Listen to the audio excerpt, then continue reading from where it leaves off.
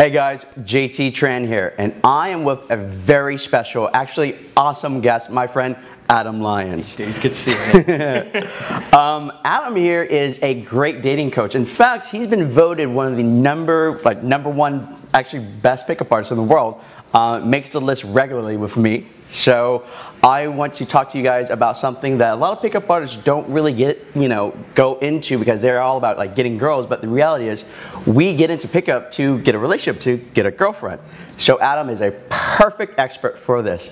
Thanks, man. I appreciate it. Yeah, like I do find that a lot of guys, when they first get into this, it's all about, how do I meet the girl? How do I talk to a girl? How do I get a phone number? How do I go on a date? How do I get laid? These are all the questions they ask initially, and that wears out the minute they're capable of doing it. Right. Because, most guys get into this, I genuinely believe, because they want to be happier. And they think that, if they go out there and they do this, that they're going to become happier.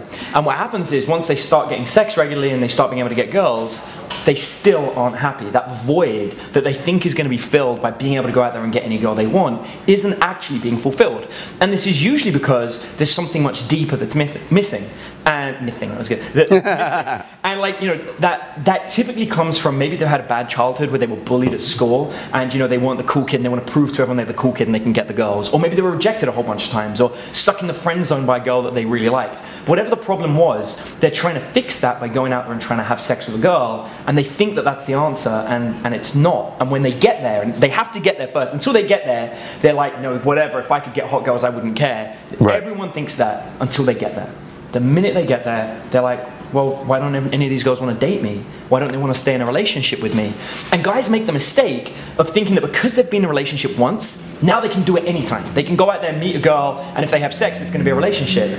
But the skill that they're learning that gets them a girl, that builds attraction, unfortunately, is the opposite skill that would enable them to keep a relationship, that would enable them to keep a girl. And because of that, they've now got this new skill that helps them get a girl, and the old skill they had to muddle their way into a relationship is pretty much gone. And now they don't know how to keep those relationships. And it's something that, knowing me, it's something that I specifically enjoy and I love. I was married for a very long time, and I had a wonderful relationship, and I decided to end it. And that's a key point, I think. I decided to end it because what I was looking for in that relationship wasn't there, which was children.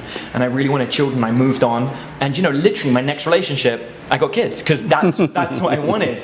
And the true art of being good as a dating coach is getting what you want.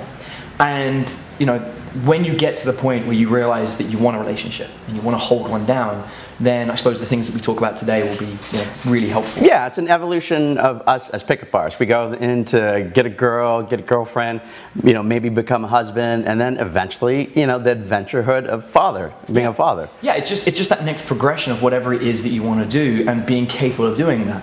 And I've been through that. I went through that phase of, I just want to go out and pick up a whole bunch of chicks, and there's videos of me running out in the streets and grabbing a whole bunch of girls. And I learned that actually I wanted a more committed relationship, and I figured that I'll try the whole monogamy thing, and I did that for a while, and it was great. And then I realized, actually, I really want kids, and that's the next step. And so I'm constantly evolving and looking for new things.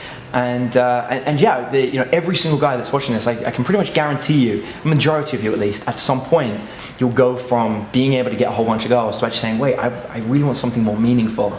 And bear in mind, meaningful doesn't have to be settling down, getting married to just one person. Relationships come in a whole wide variety of different things. Yeah, and our goals as men, they evolve and they change. Exactly. And be cool with that, be okay with it, and learn the skill set to get whatever you want. I am in an amazing position in my life where I truly do have the skill set to, if I wanted tomorrow, I could be married to just one girl, and I could probably be married for the rest of my life. And I know how to make that happen.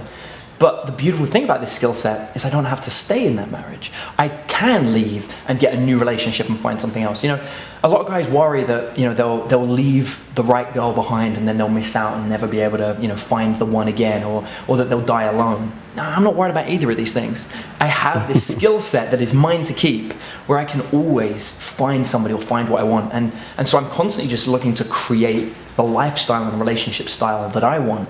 And that's the true art, I suppose, of getting good at this. Awesome, awesome. Yeah, I mean, I know I've been in relationships. Like, I'm not looking for that at this particular junction in my life, but I've had that. I've enjoyed it. So, what would you say are a couple of tips for, let's say, the intermediate pickup artist who is now able to get girls, at least sleep with them, but is having a little bit of difficult time forming a relationship? What kind of tips would you give our intermediate level guys that are watching this right now? It's amazing that you're asking this. I literally, the last 2 days, I've posted 2 videos on my YouTube channel specifically about this.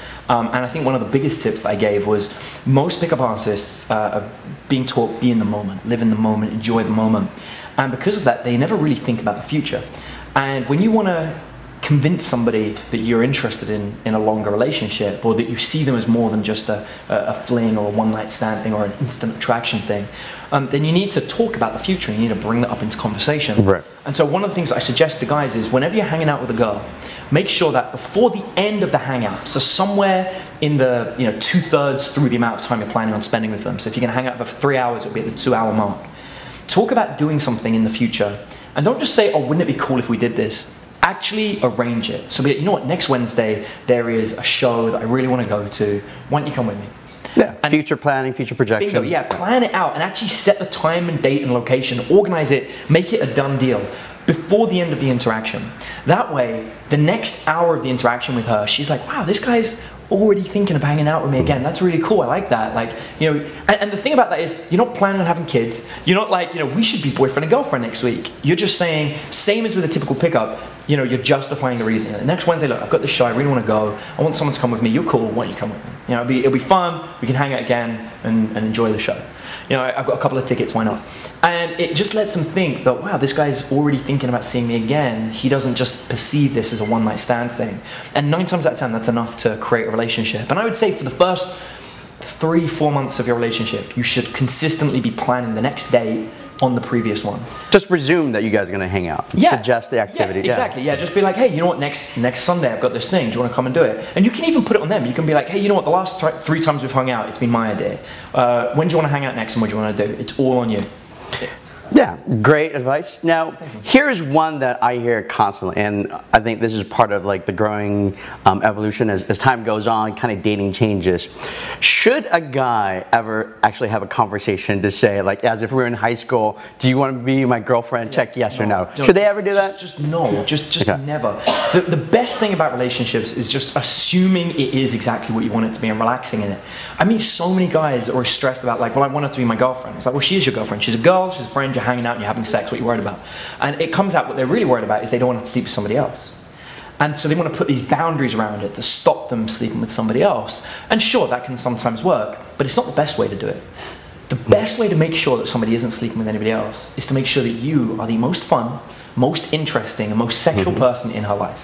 When she's got a choice between hanging out with 2 people, and it's like, Joe Schmo, who's kind of hot, and he works out a lot, and he loves himself, versus you, who takes her out and you guys have a hell of a lot of fun together and you play games and you laugh and you joke and you cook together and you wipe whipped cream on her nose.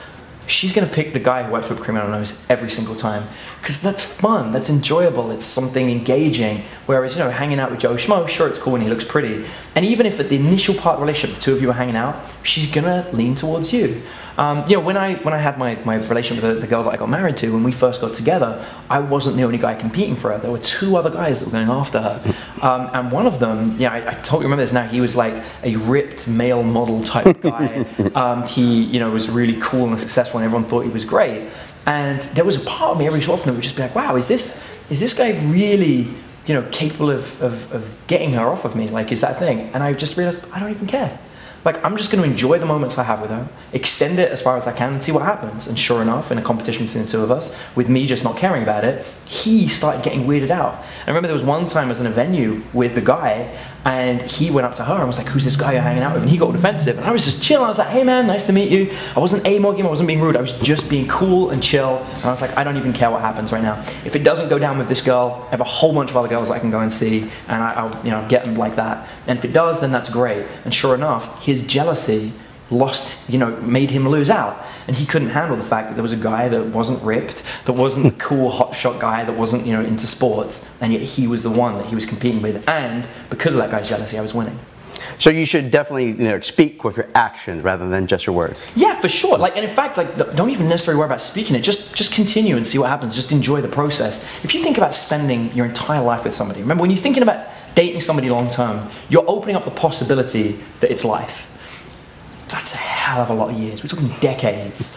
Why do you have to be dating them within 6 months? Why is that? Why does it have to be, straight boyfriend, girlfriend? I love keeping things open for as long as possible. Even with that relationship, the one that I got married to, I don't think many people know this, but for the first year we were together, it was completely open. We were just doing our own thing and enjoying it and seeing if it potentially worked. And then as we were, ending things, we opened it up again. And to this day, she's one of my best friends. I was talking to her today. We were laughing and joking about, obviously my kid on the way and everything else that's going on. So she's a really good friend of mine still. But the point is, we knew the importance of going back to opening it up and to testing the waters and seeing and just relaxing. And there was a chance that we'd open it up and close it again, or just opening up and end. And either way, nothing mattered, because both of us had the confidence, and because I have the confidence and the skill set to know that I can meet somebody else whenever I want and hold down a relationship whenever I want.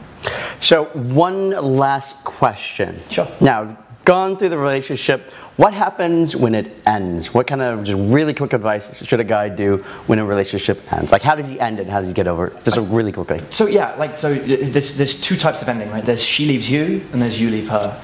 In an ideal situation, if there's no mutual breakup, that's a myth. They do happen. I mean, my breakup was mutual, but it was a 2-year breakup. Mm-hmm. It started as a discussion, and then there was a lot of tests, and we were like, okay, not like testing her to see if she failed, but actually, well, let's see what happens if we do this, or let's go on vacation separately and see how we enjoy it. It was very discussed the whole time. The actual breakup I remember happening was a 3-hour hug. We sat there on the floor just hugging each other and talking about all the best times that we'd had together, and it was that hug that I was like, the end of this hug is going to be it. And I let go of her and I said, hey, just I think I'm going to file for divorce. And she's like, thank you, because she didn't want to do it, and it's it just made sense. So it was mutual, but I think they're rare. I don't think it happens very often.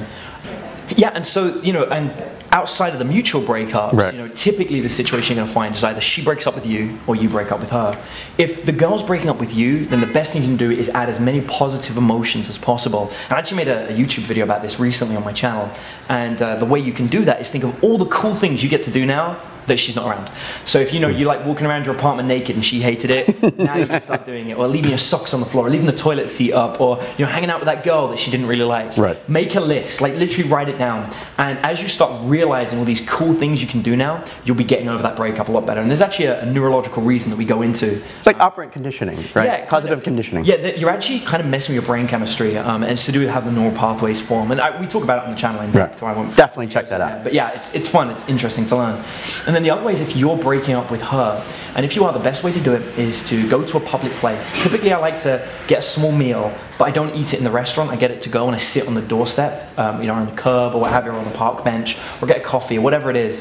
And you sit down with the girl and you explain, look, hey, these are all the reasons that I brought you here. I think that this is, the relationship's not going to go on any further. It's not going to go where either of us want it to. And I've come to the decision that I think it's time for us to move on.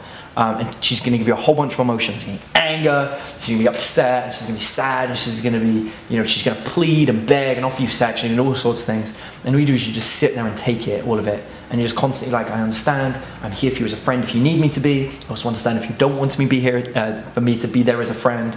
And you wait for as long as she needs. You don't leave, you don't say, hey, I've got to get out of here. You wait until she's ready to go. You offer to call her a cab. You tell her that, you can move her belongings out if she wants, or she's welcome to come over and get them, whatever makes her life easier. And that's what they mean by being there for somebody during a breakup. It doesn't mean break up with her quickly, then 2 days later hang out with her again, and then 3 days later catch up with her again, and then have coffee, and that turns into sex. It means end it in a day, but give her the whole day of you sitting down in a public place where you can't start having sex or anything to try and make it feel better, and you're just there solidly, strongly, stoic, just standing there and ready to receive whatever she wants to give at you and watch her go through the range of emotions, and at the end she'll come to acceptance and she'll be like, okay. Basically breaking up with class as opposed to being a complete douche, yeah, right? That's exactly it. That's what it means. You stand there and take it. And I've had my fair share of that, and I'm very well versed in how to do it, and I can honestly say that every single time I've done that, I've managed to keep the person as a really cool friend. It takes a while. They go away and you don't see them for 3 or 4 months, and then they come back and they're really cool and you stay really good buddies. Awesome, awesome. Now this has been some some really great advice. Thanks, For their audience that is wanting a bit more of the Adam Lyons here, how can they find you? The best way to find me is actually to find my YouTube, and you can find it directly at youtube.com/AFC. That's very classy. You can find me directly at youtube.com/AFC Adam London, or if you go to thedatingcoach.com, it should redirect, and you'll see a whole bunch of videos, including the one we spoke about how to get over a breakup, how to form a relationship, how to keep a relationship going, and even things like how to start a conversation and even how to make your interactions a little bit more sexual. But they're all there as a whole bunch of videos. We try and upload like 7 a week, almost 1 a day. So a lot of great material from one of the best guys out in the industry. And you are going to go on a new adventure of fatherhood. So congratulations, my friend. Thank you, man. I appreciate it. Yeah, we just found out. Got a little baby on the way. All right. Take care, guys. Bye-bye.